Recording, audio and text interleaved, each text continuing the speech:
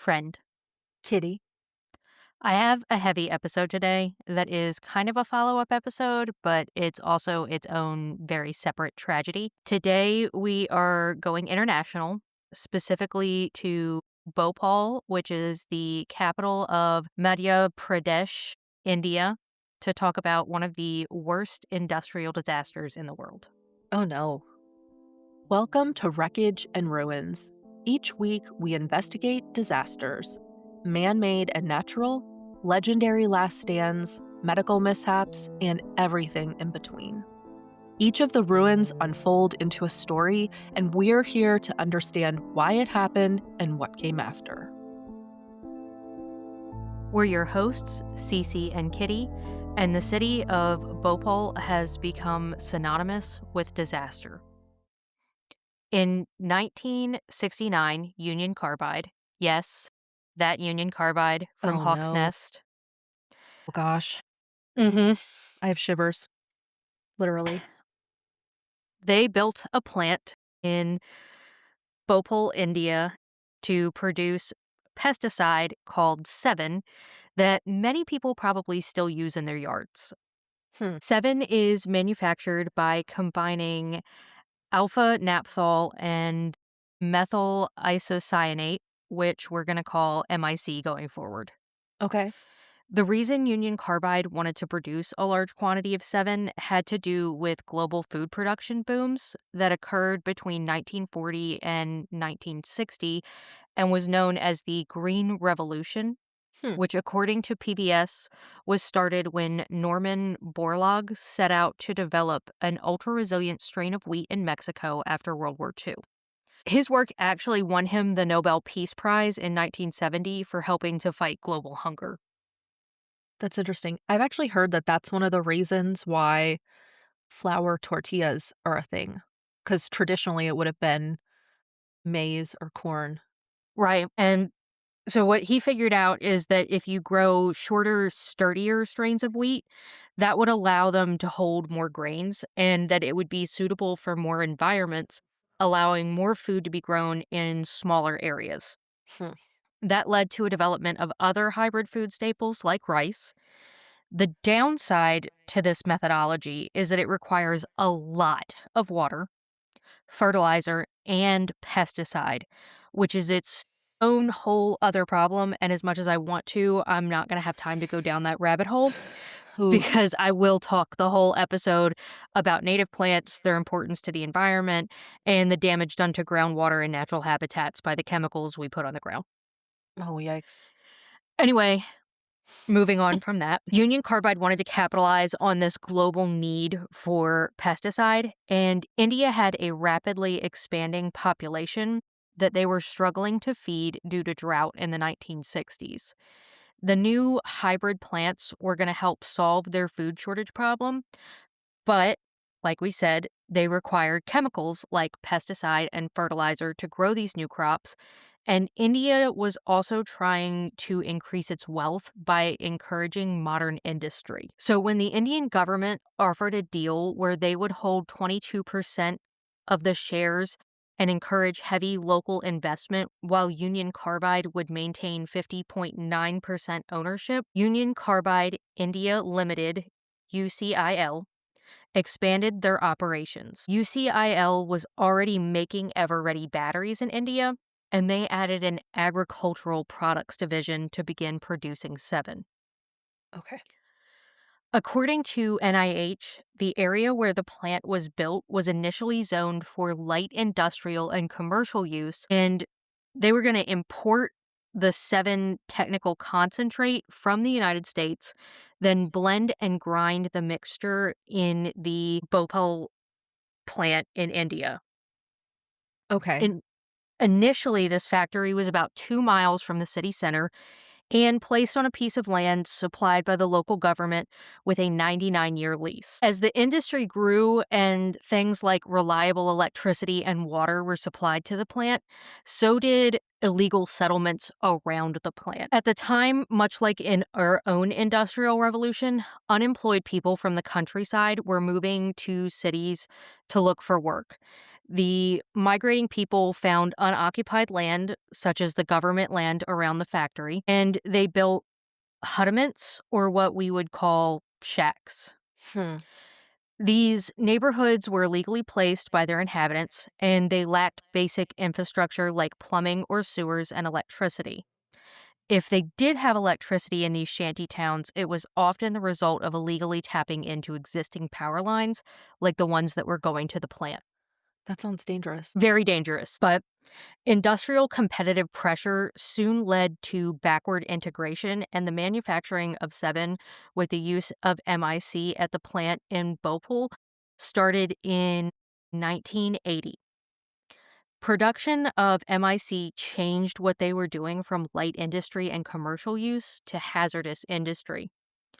However, a planning board classified the plant as general industry, which did not require them to move the MIC operations to a new hazardous industry area located 15 miles away from the city center and newly developed shanty towns. So, yeah, Okay. we've got heavy industry in basically a residential area now. Okay. Yeah. And Perfect. I've mentioned MIC or methyl isocyanate a bunch of times, so I should probably tell you what it is. And I'm going to quote PubChem directly here. MIC is a colorless, highly flammable liquid that evaporates quickly when exposed to the air because its boiling point is 39 degrees Celsius or 102 Fahrenheit.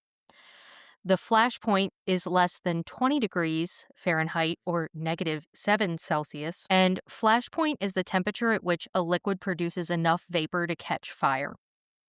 Okay. So it is a very low flash point. It also has a strong odor and it is used in production of pesticides, polyurethane foam, and plastics. It can cause developmental toxicity and female reproductive toxicity.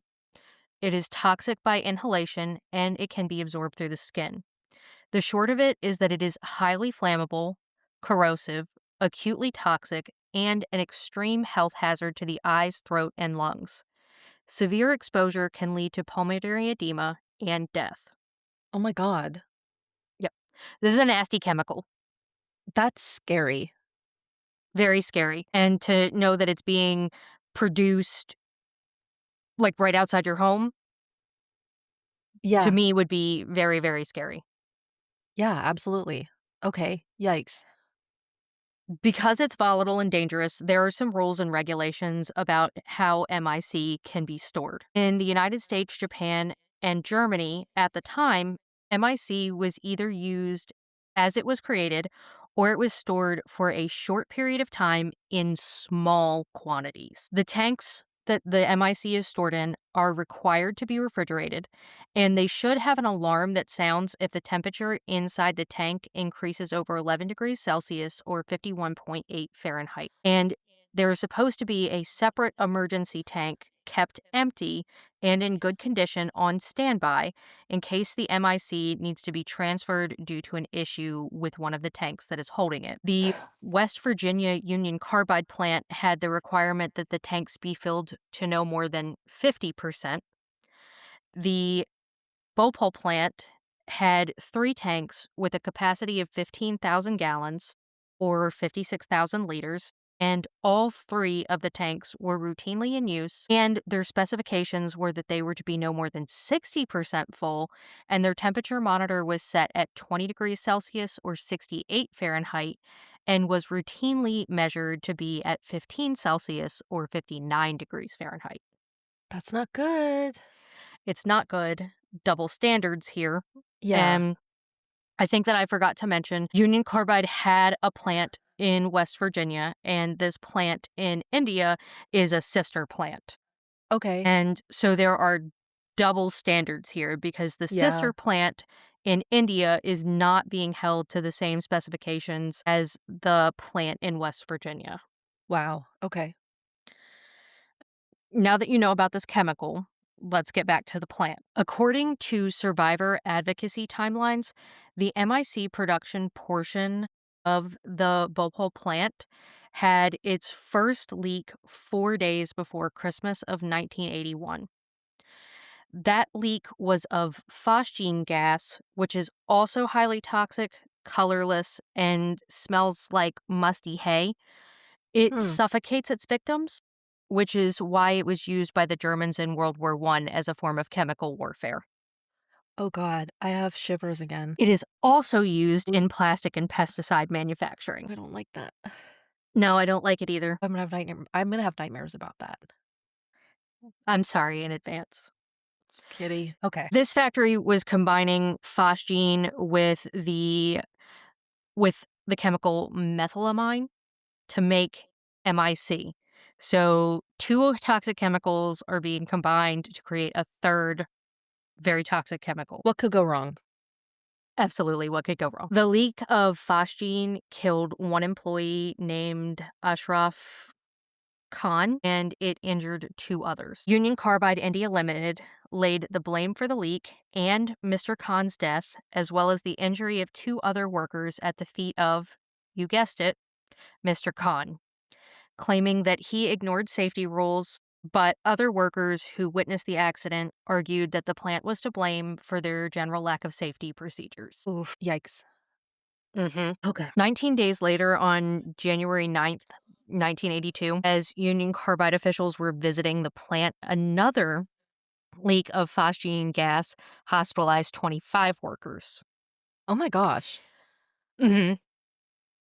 So there's, like, a trend now There or a is. There's pattern? there's a Okay. pattern here. Pattern. Okay. In April, American officials from the Union Carbide plant in West Virginia were visiting the plant in India. But this time it was for a safety week, which was being held because of an increasing number of incidents at the plant in India. At least 10 incidents were reported during that safety week, and the workers' union leader asked for hazard pay for the workers, which was denied. Interesting. Yeah, and I mean, we're working with very hazardous chemicals here. I feel like Yeah. hazard pay, something that is a reasonable request. It does sound reasonable to me, in my opinion. In May, Union Carbide sent more American officials to conduct a confidential internal safety audit. The audit generated what the media called the Tyson Report. C.S. Tyson and his team found a total of 61 hazards at the plant. 30 of those hazards were listed as major, and 11 were specifically in the MIC and phosgene units. That's terrifying. It is terrifying because we talked about it, like hazardous chemicals, and we have major issues in the area where we store and use hazardous chemicals. Right. He also noted in his report that safety standards used at the plant were not equivalent to the American safety standards, and he felt as though there was not enough emergency preparedness or understanding. Interesting. One of the major concerns held by Mr. Tyson was that devices designed to clean and burn off escaping MIC were not automatic like they were in the U.S. plant. Mr. Tyson said that those devices had to be turned on manually by the workers and alleged that Indian designers had made them manually operated to create more jobs at the plant. He went on to say in his report that maintenance people were signing permits that they could not read, and that fire watch attendants were frequently called away from their post to perform other tasks, as well as men who were working in the plant without a sufficient understanding of safe operating procedures. He also noted that there was a lack of records for instrument inspection, and this was the first major warning that something could go very, very wrong at Bhopal. Okay. Yikes. Again. After one of his friends died at the plant, journalist Raj Kumar Keshwani began the perilous game of investigative journalism, and he wrote a series of articles about the dangers at the Union Carbide India Limited chemical plant from safety reports that were quite literally smuggled to him. Wow. He was very brave to write this. Very. His first report was published in a small local paper on September 26, 1982, and he continued to try to warn the local people and officials of the safety deficiencies at the plant in follow up articles for 2 years. Oh my gosh. Yeah, Oh Mr. man. I know, and I can't even imagine, like, knowing that this is basically a ticking time bomb and nobody will listen to you. Screaming into the void. Pretty much. Mr. Kishwani said that he also wrote to the chief minister of Madhya Pradesh, Arjun Singh, but he never received a reply. Mr. Singh stated that he never received such a letter. On June 16th of 1984, he published another article titled Bhopal on the brink of disaster, where he extensively quoted the aforementioned Tyson report and drew attention to a leak at another factory in India. Then he predicted the disaster and said if that kind of accident occurred in Bhopal, there would be not even a solitary witness to testify what took place. Mr. Oof. Keshwani's warnings fell on deaf ears or were simply ignored. In September of 1984, the American plant at Union Carbide circulated an internal memo outlining dangers associated with the operation and condition of the plant, as well as the possibility of a runaway reaction that could cause catastrophic failure of the MIC storage tanks at the West Virginia plant. Oh my gosh. It is not clear to me whether or not that same information was shared with the Bhopal plant. That gave me chills again. This is just so incredibly scary and spooky to me, this It's whole scary and thing. spooky to me too. And you think about how separate industry is from residential areas and how grateful I am for that. Right.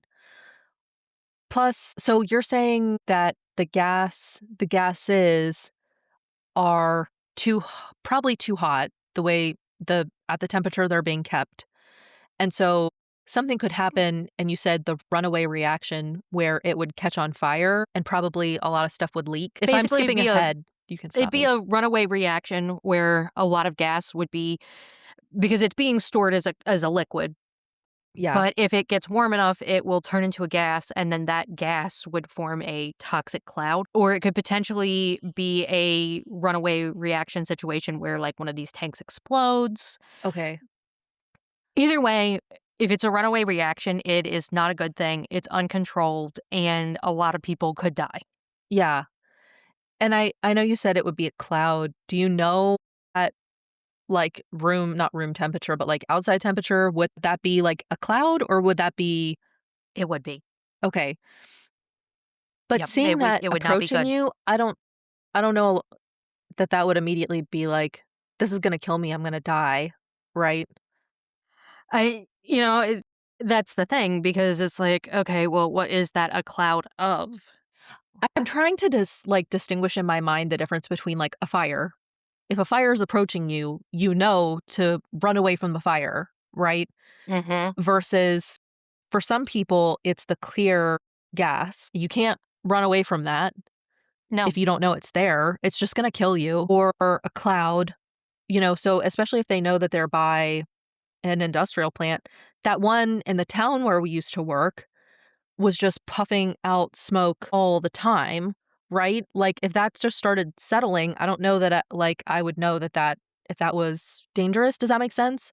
Right, and I mean, we live pretty close to, um, an industrial facility here, and that industrial facility constantly has that white puff Yeah, of cloud coming up, which is condensation. It's sure. basically water or steam, whatever, coming out of those things, but sometimes when the wind shifts, you can smell, like, an acetone smell, and Mm. so they've made significant upgrades and changes to their filtration over the years because of regulations with the EPA, and it's significantly improved the quality of life for this area because for a while, you get like outdoor furniture and outdoor furniture fades over the years.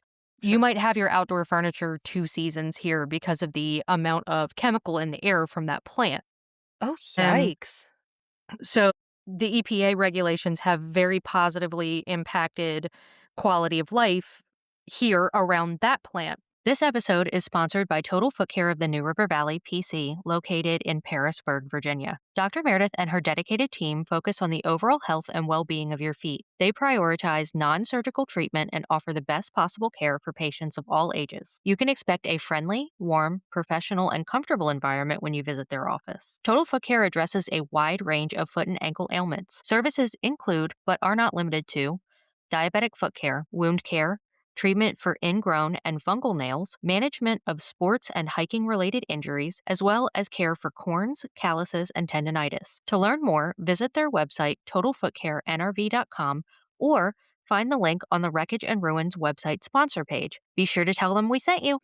But like you said, there's kind of a thing. It's like, oh my gosh, is it the plant? Or my gosh, is it the plant?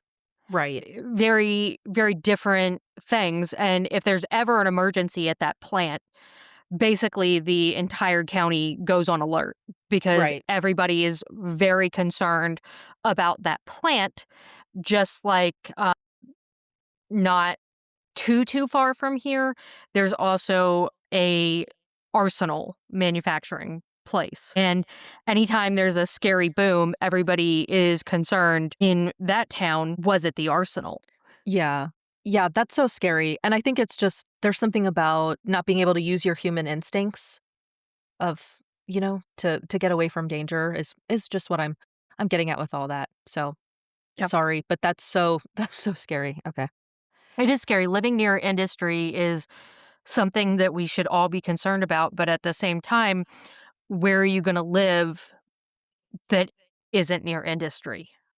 Right. It's kind of like the in some ways it's like not in my own backyard, but for some things truly like it has to be somewhere, right?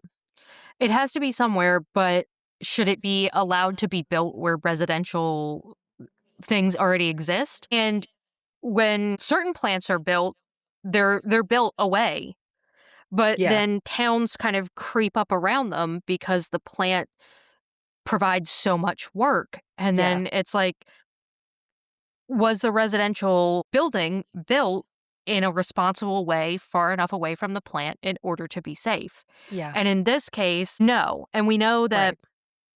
some of these things that came up around this particular plant in Bhopal, India are illegal. Yeah. But also, the plant is only 2 miles from an established city center. So when it became hazardous industry, should it have been forced to move?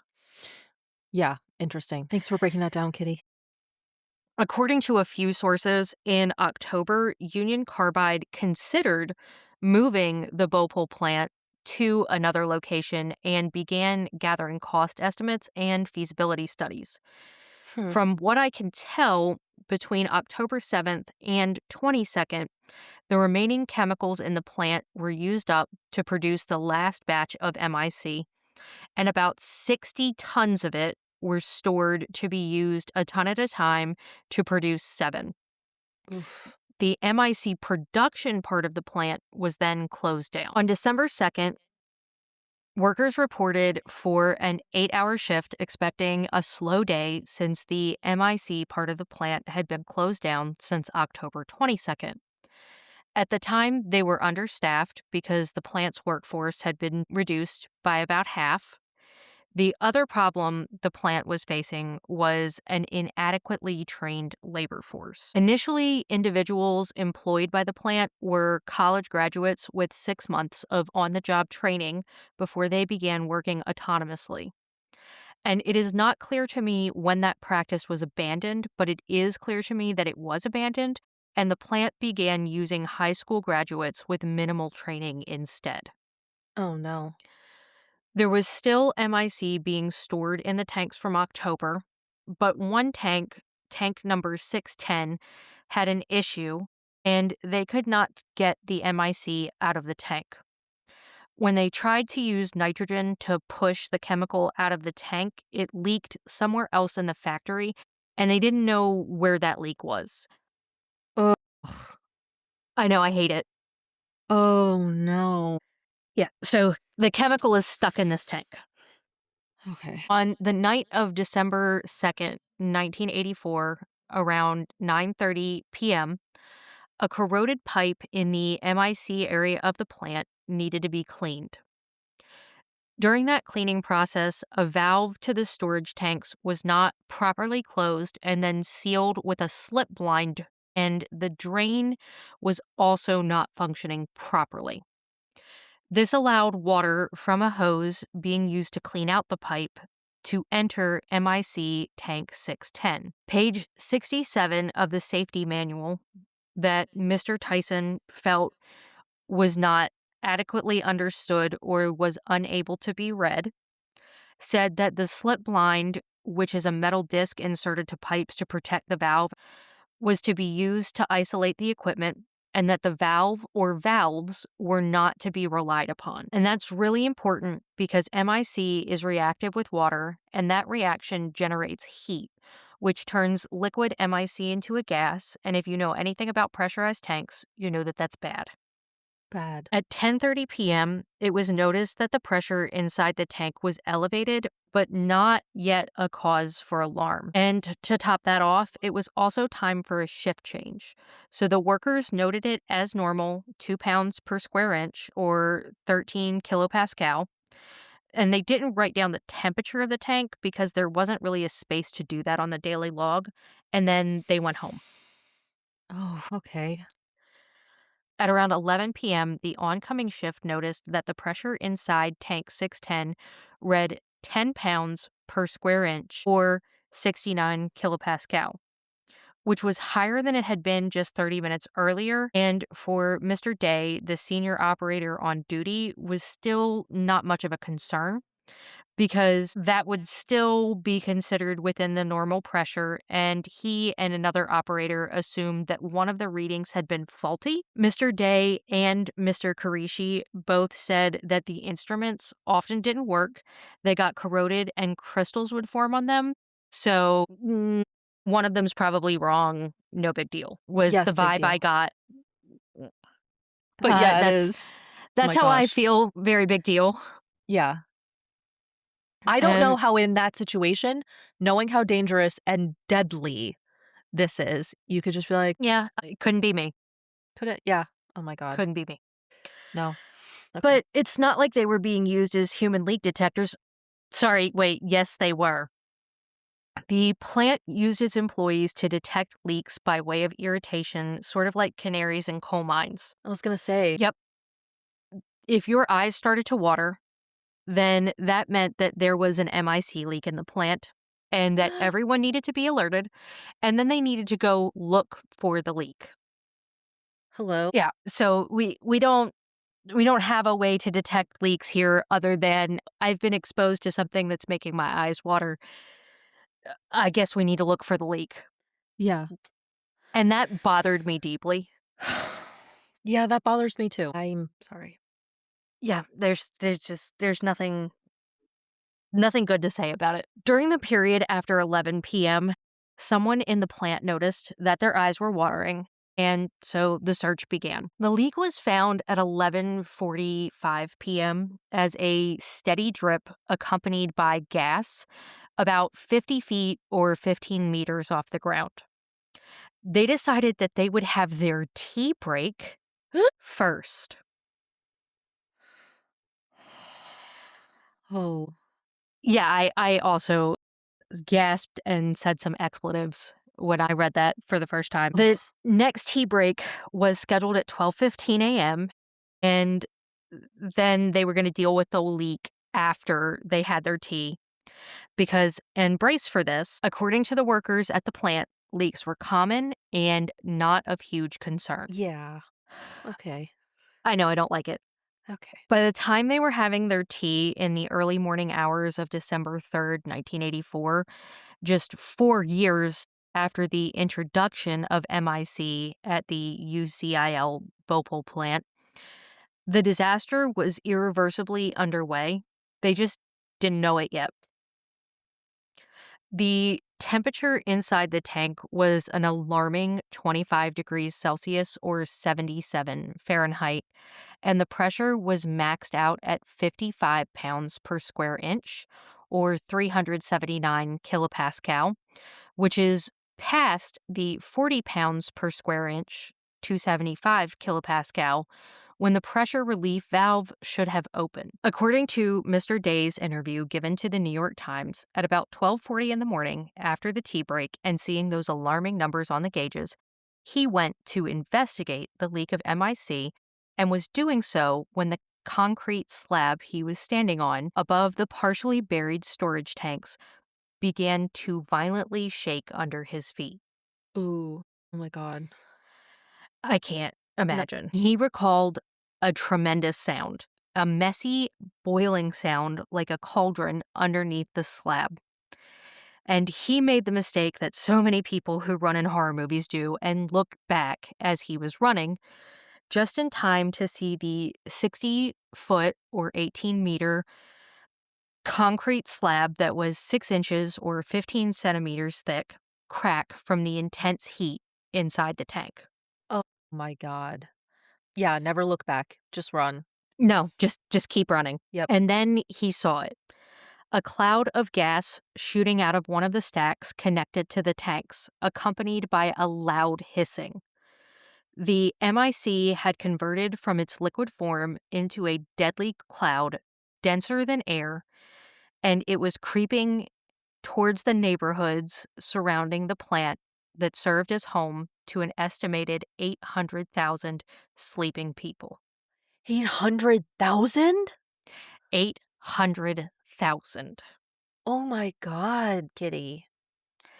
Yeah. And now the people knew that this leak was completely out of control and the effects of the toxic gas were starting to show in the exposed worker. An alarm sounded, followed by an announcement made over the loudspeaker telling employees who were not part of the MIC section of the plant to leave and protect themselves.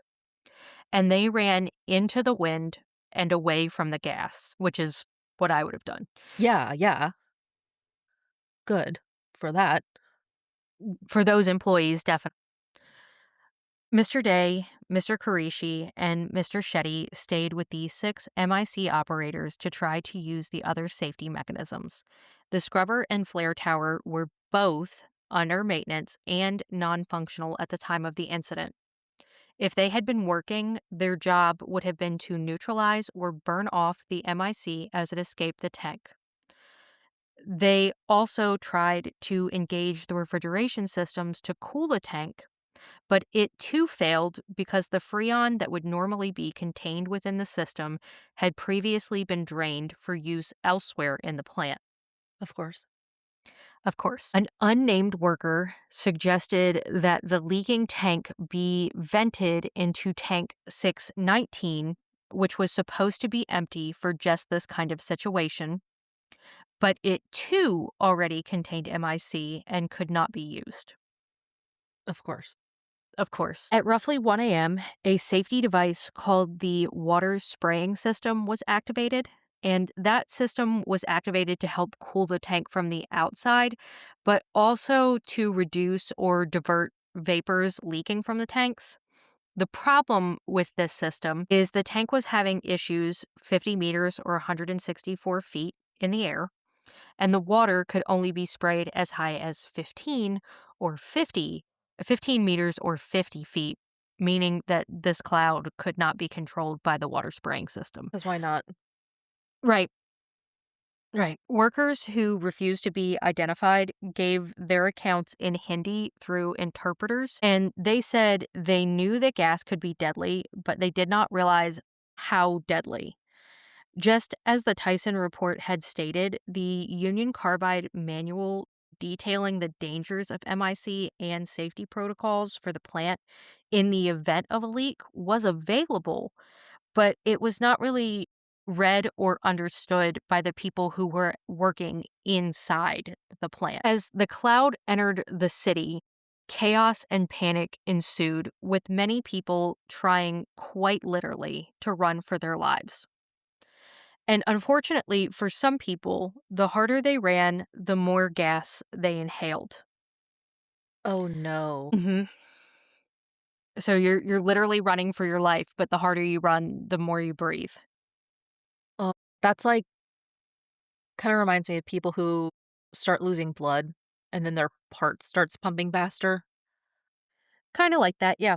Ugh, that's terrible. A survivor said this: "Those who fell were not picked up by anybody. They just kept falling, and they were trampled on by other people. People climbed and scrambled over each other to save their lives. Even cows were running and trying to save their lives and No. crushing people as they ran." Oh my.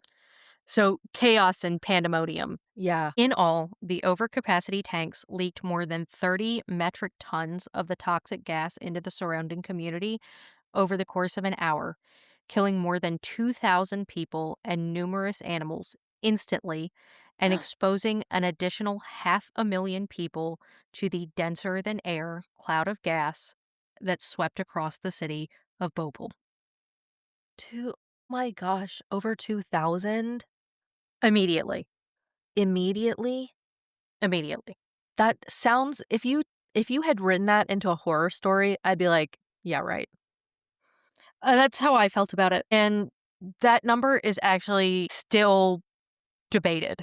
The number of people that died instantly is still debated. Right after the tragedy, the Indian government said that it was 680 people. Some newspapers said it was 1,600 people. Others said that it was 2,000 people.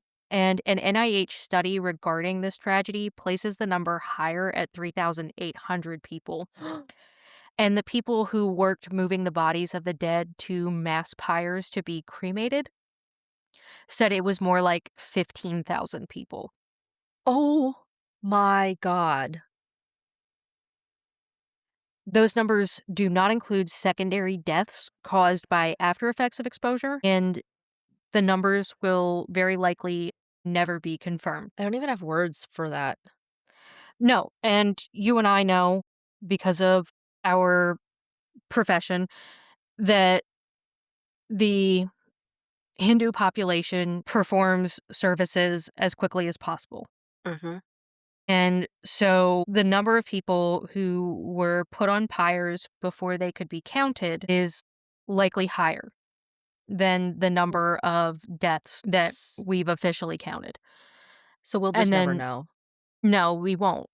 And then the other thing that you have to consider is how many entire families. So there Yeah. was no one to count them, no one to advocate for them. Uh, that's heartbreaking. So That's tragic. the numbers of people who died instantly are not going to be confirmed. We have the accepted number of an estimate of between 2,000 and 3,800 people, but the number is likely higher than that. Astronomical. According to the LA Times, the people who died immediately likely experienced something similar to an asthma attack as their lungs and air passages swelled shut. Those who did not die instantly likely drowned in the fluid that accumulated in their lungs due to the damage from the gas. According to Rashida B., a survivor who lost 5 gas exposed family members to cancer, those who escaped with their lives are the unlucky ones. The lucky ones are the ones who died on that night. And I just can't even imagine. No, It's heartbreaking. that is heartbreaking. I don't even know the right word for it. I don't think there is one. No. How yeah, they need a new word to describe how big this was and terrible and yeah.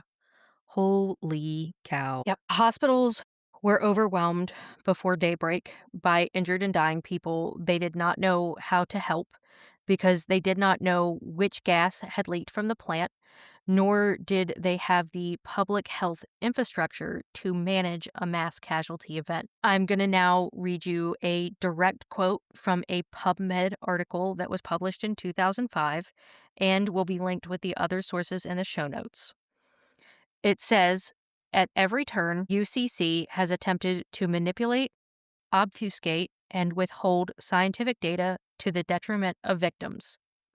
even to this date, the company has not stated exactly what was in the toxic cloud that enveloped the city. When the MIC is exposed to 200-degree heat, it forms degraded MIC that contains the more deadly hydrogen cyanide, or HCN. There was clear evidence that the storage tank temperature did reach this level in the disaster, and the cherry red color of blood and viscera in some of the victims were characteristic of acute cyanide poisoning. The patients also responded well to the treatment Union Carbide initially recommended, which was sodium thiosulfate, known for the treatment of cyanide poisoning, not for MIC exposure. Union Carbide then withdrew that recommendation and vehemently denied the presence of hydrogen cyanide in the gas that swept over the city. According to an article written for a 40-year review by Harvard Health in 2024, 8,000 people died over the course of the first 3 days, and the premature death toll is 22,000. But even those numbers are likely not correct because of the large number of people who left the city right after the disaster and were not accounted for or able to be followed up with following their exposure. Harvard Health also states that at least 500,000 people have been maimed for life and are facing chronic health issues and generations of birth defects. Sounds like Chernobyl, In a way, just not nuclear, right? right. Union Carbide India Limited made an initial claim that the leak was caused by sabotage from disgruntled workers or a Sikh extremist group. And I feel like that's right back to the Great Molasses Flood, where the immigrants living in the area where the flood occurred were blamed for blowing up the tank. Right. But why would you destroy or poison your own community because you're upset with a corporation? Exactly. The math does not math to me. No, it doesn't math at all. They were, of course, not taken seriously by the community, but still, why would you say that? Yeah, truly, why? Union Carbide did the same thing they did with Hawk's Nest and Reinhardt and Dennis Company, and they tried to put some distance between themselves and the disaster. Union Carbide US maintained that the plant was designed and built in India and that they had supplied general criteria, but not the blueprints for the plant. They also denied having the blueprints of the plant in India that they owned 50.9% stake in. Huh, interesting. Other evidence shows that UCIL was actually put together by Union Carbide and that Union Carbide arranged for the licenses, engineering, construction, and fronted the startup costs. And I can't say one way or another based on my research who really designed the plant, but I know what my opinion on the matter is. Are we going to leave it there?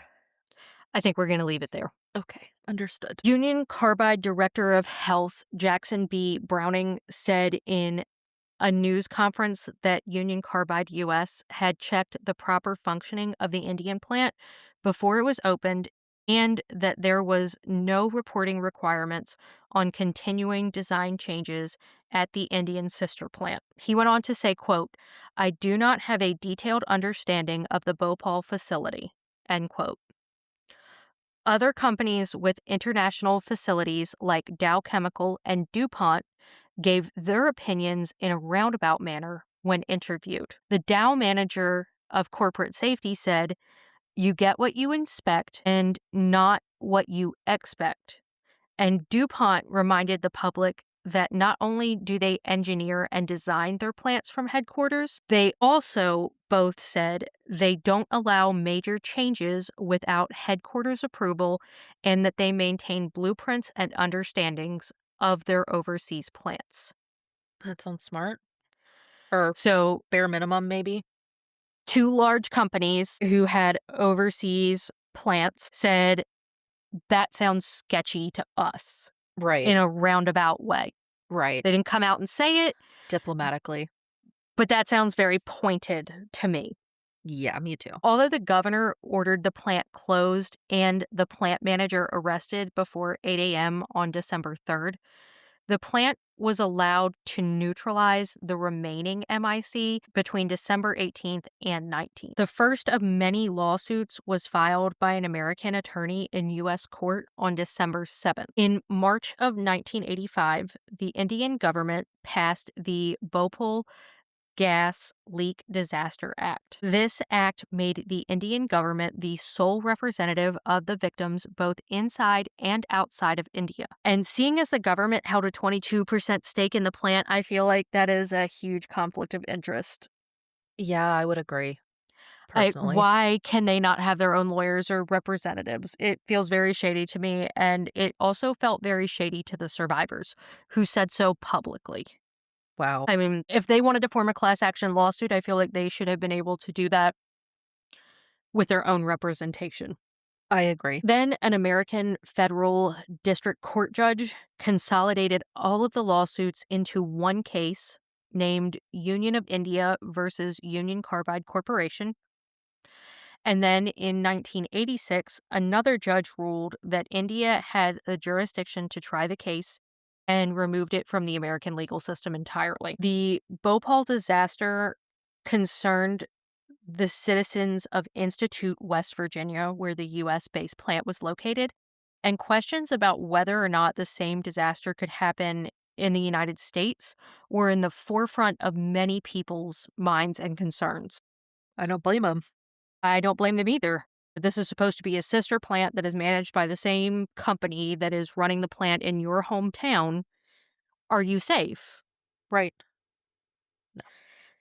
Union Carbide was dodgy in answering those questions, and the lack of public confidence prompted OSHA to inspect the West Virginia sister plant, which was found to have 221 violations of 55 laws, and 72 of those violations were listed as serious. Oh my gosh. The plant was later acquired by Bayer in 2002 and is, to my knowledge, still operational Today?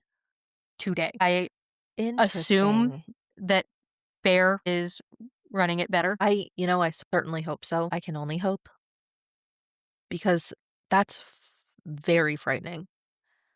Very frightening indeed. The settlement was mediated by the Indian Supreme Court, and in 1989, Union Carbide agreed to pay $470 million to the Indian government, which they would then distribute to the victims. For clarity, that is about $500 per person.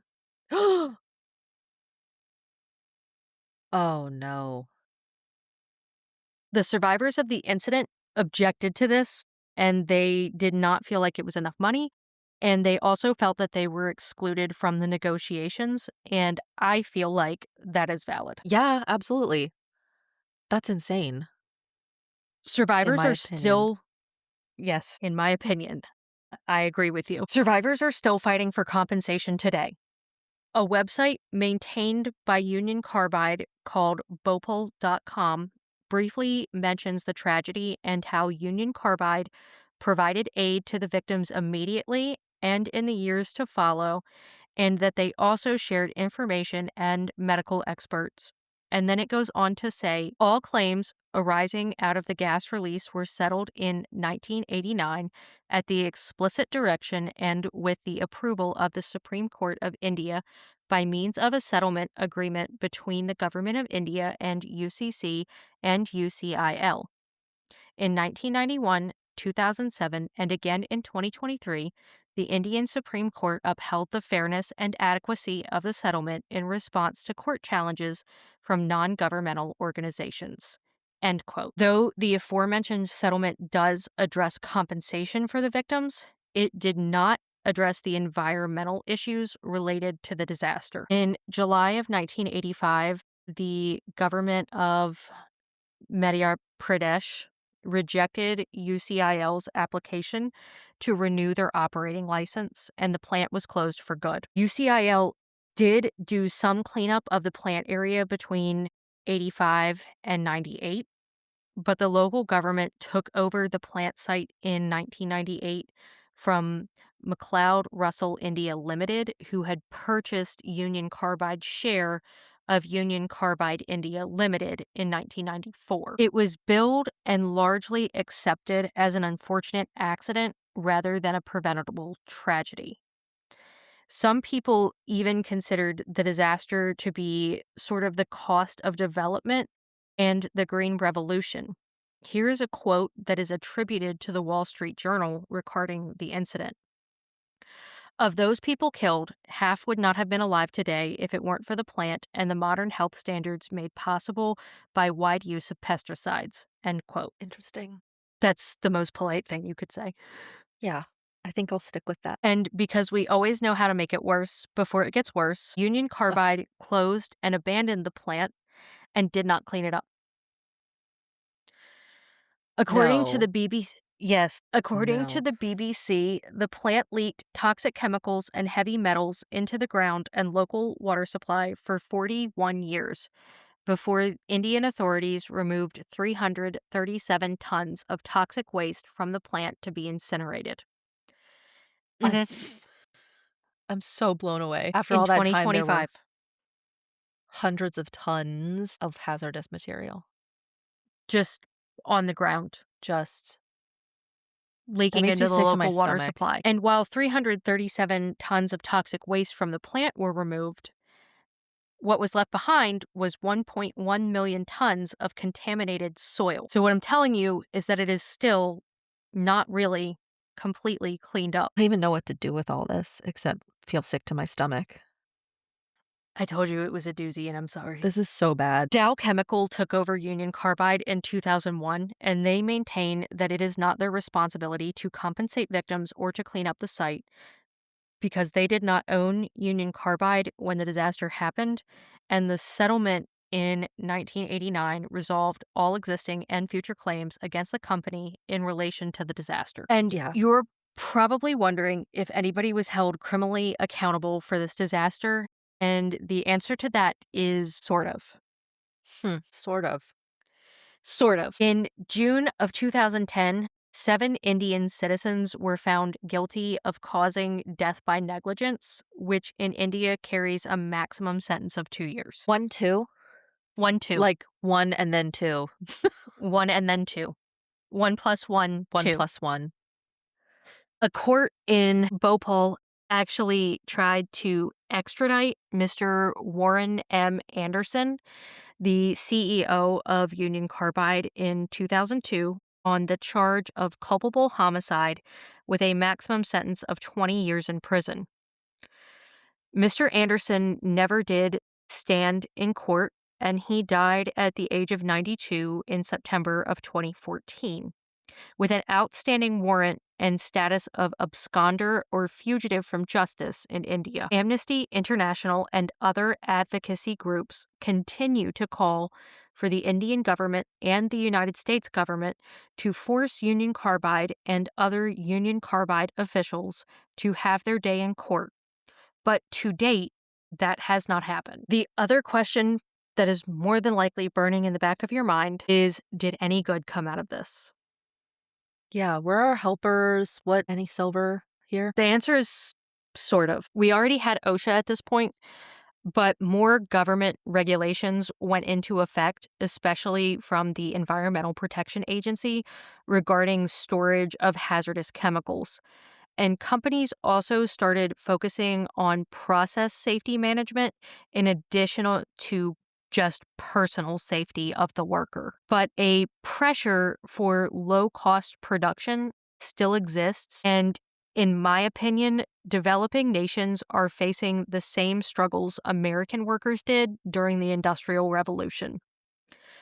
If you are interested, you can independently search and easily find a laundry list of human rights violations, worker exploitation, health hazards, rampant pollution with no regard for the citizens or animals living in its wake, sweatshop conditions, and even slave labor present today in 2026.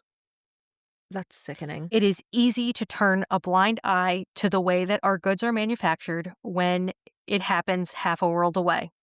And if you are interested in how you can make a difference with some of these practices, there are many advocacy organizations and groups that you can join or support, or simply stay informed about where you spend your money. You can also look for companies that practice corporate social responsibility, where maximizing profit is not the only goal a company considers valuable.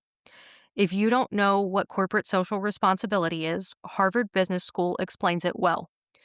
CSR is the idea that a business has the responsibility to the society that exists around it. The companies typically have a triple bottom line with social and environmental impact, sustainability efforts, and profits, or the three Ps: profit, people, planet. If Union Carbide had practiced the three Ps, I wouldn't be able to say to you that the Bhopal gas tragedy stands as one of history's darkest examples of what happens when profit is prioritized over human life, demonstrating that for the victims, the wreckage and the ruins are still very much present. Thank you all for listening to me today and for bearing with me through that very difficult episode. Thank you, Kitty. I hated it I knew that you would. really badly. I warned you. I'm so flabbergasted. Actually, I don't know if you can see. Obviously, nobody else will be able to see, but I have broken Yes, out you have a into rash. a rash on my chest because I'm I'm just sitting flushed here because of like, how flustered I am. yeah, I'm not gonna take my blood pressure tonight before I go to bed. I'm not gonna bother. Tell It's Mr. not Cece I'm sorry. my gosh. Well, it's always good to bring, light to things like this, and yeah, I hope nothing like that ever, ever, ever happens again. I hope the same thing. And I know that our platform is small, but I hope that hearing this story will encourage other people to understand the urgency of regulating industry and the vitality of the Environmental Protection Agency in 2026. And that corporate social responsibility is not just a talking point, that it is something that we should take seriously as consumers. And that the best way that we can hold a company responsible is with our dollars. Beautifully said, Kitty. Thank you for that. That's my soapbox today. Shoo. Well, Thank you, and thank everybody else for listening. And we'll catch you all in the aftermath. thank you, Kitty.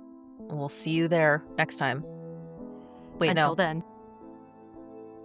Wreckage and Ruins is researched, written, reported, and edited by us, Cece and Kitty, with music by Tearing Down the Circus, and the show is produced by Wood and Wreckage, LLC. You can find us online at wreckageandruins.com and on TikTok, Instagram, and Facebook. You can listen to us on all major platforms, so if you like what you're hearing, please give us a rating, leave a review, and hit subscribe. It all makes a big difference. Thanks for listening, and we'll see you next week in the aftermath.